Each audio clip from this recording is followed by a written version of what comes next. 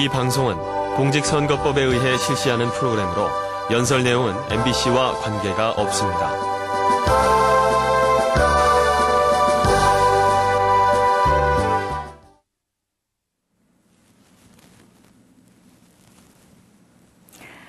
국민 여러분, 그동안 안녕하셨습니까? 민주당 서울 구로울 지역 국회의원 박영선입니다. 올겨울 정말 참 춥기도 춥고 눈도 많이 내렸죠. 봄이 언제 올까 싶었는데 이제 봄입니다. 벌써 들판이며 또 산에도 강에도 푸릇푸릇한 봄 기운이 돌기 시작하네요. 이렇게 새로 피어나는 봄처럼 국민 여러분께서도 행복하고 즐거운 시간 되시기를 바라겠습니다. 국민 여러분, 한명숙 전 총리 아시죠? 부드러운 카리스마의 상징, 또 한때 국민 누님으로 불렸던 분이시죠. 그리고 다가올 6월 2일 이번 지방선거에서 저희 민주당의 아주 유력한 서울시장 후보이기도 합니다. 그런데 아시다시피 지금 한 전 총리가 재판을 받고 있습니다. 처음에는 전직 총리의 뇌물수수 사건이라고 참 떠들썩했고 많이 놀랐습니다. 그런데 국민 여러분, 지금 어떻습니까? 마치 시트콤을 능가하는 한 편의 드라마처럼 돼가고 있다고 생각하지 않으십니까? 노무현 전 대통령을 죽음으로 몰고 갔던 바로 그때의 검찰 수사처럼 그와 유사한 드라마가 법정에서 펼쳐지고 있습니다. 검찰은 정황으로 봐서 아마 그럴 것이다 라는 상상력으로 한 총리를 법정에 세웠고 유일한 기소 이유였던 진술도 재판 때마다 계속 바뀌고 있습니다. 오죽하면 의자를 말하게 하라, 의자를 기소하라, 서랍이여 말하라 라는 말이 나오겠습니까? 오죽하면 검사가 무서워서 그렇게 말할 수밖에 없었다는 그런 말이 나오겠습니까?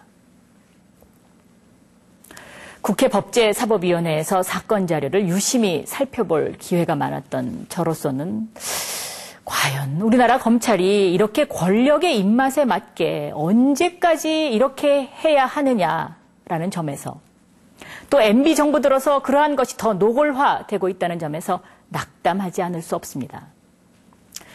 특히 이러한 일들이 일부 정치검찰에 의해서 이루어지고 그 대가로 검찰 전체가 국민의 불신을 산다는 점에서 더욱 가슴 아프게 생각합니다. 성실하게 공정하게 일하려는 검사들 입장에서는 아마도 무척 화나는 일일 겁니다.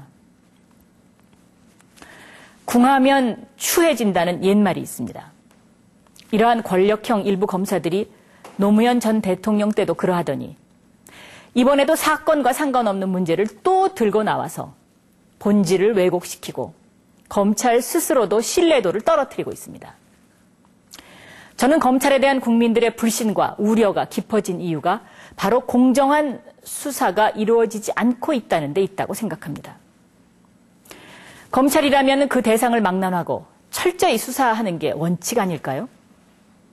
하지만 지금껏 우리가 봐왔던 검찰의 모습은 어땠습니까? 얼마 전까지 한상률 전 국세청장의 그림 로비 의혹 사건이 국민의 시선을 대단히 끌었습니다. 한상률 전 국세청장이 로비용으로 그림을 직접 구매해서 전달했다는 국세청 직원의 증언도 이미 확보가 됐고 유임을 위해 상납을 요구했다는 폭로에다가 정황 증거도 많은 사건, 잘 기억하실 겁니다. 하지만 로비 대상으로 이명박 대통령의 측근 실세가 지목되면서 검찰은 이 사건을 유야무야 덮어버렸습니다. 그리고는 그 타겟이 한명숙 전 총리로 급하게 바뀌었습니다. 이명박 대통령은 여러 차례 부정부패와 비리를 척결하겠다는 의지를 밝혀왔습니다. 지난 3월 9일에는 토착비리와 교육비리, 권력형 비리 3가지를 엄격하게 처리하겠다며 그 의지를 한 번 더 강조하기도 했죠. 하지만 정작 권력형 비리, 토착비리라고 의심할 만한 그림 로비 의혹 사건이나 대통령 사돈기업 관련 비리, 한나라당 중진 의원이 연루됐다는 사건은 수사하는 신용만 내다가 시간 끌기 작전을 하거나 아니면 불구속 기소를 하고 말았죠. 이명박 정부 들어서 아니 땐 굴뚝에도 연기 난다고 주장을 하거나 연기가 나는데도 불을 뗀 사람은 없다는 검찰의 모습을 우리는 참 많이 봐왔습니다. 국민 여러분, 국민의 지지를 받는 서울시장 야권 후보를, 그것도 지방선거를 앞둔 이 시점에서 흔들어대는 게 과연 표적 수사가 아니라면 도대체 무엇일까요? 검찰이 지금처럼 집권 실세들에게는 무 하나도 벨 수 없는 무딘 칼날을 들이밀고 비판적인 세력에게는 양날의 칼을 세운다면 정치 검찰이라는 오명은 아마도 벗기 힘들 겁니다. 우리 국민은 지금 검찰에 대한 불신을 넘어서 공포감까지 갖고 있습니다. 인터넷에 글 한 번 잘못 올렸다가 언제 쇠고랑 찰지 무서워하는 게 현실입니다.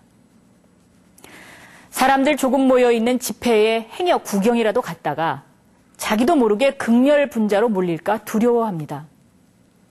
시민단체에 가입하려고 해도요, 이것이 친정부적인지 아니면 반정부적인지 자기 스스로 검열을 해봐야 한다고 합니다. 2010년 대한민국의 국민은 도대체 어느 시대에 살고 있는 겁니까? 우리 국민들은 이러한 불안감 말고도 안 그래도 정말 걱정거리가 태산입니다.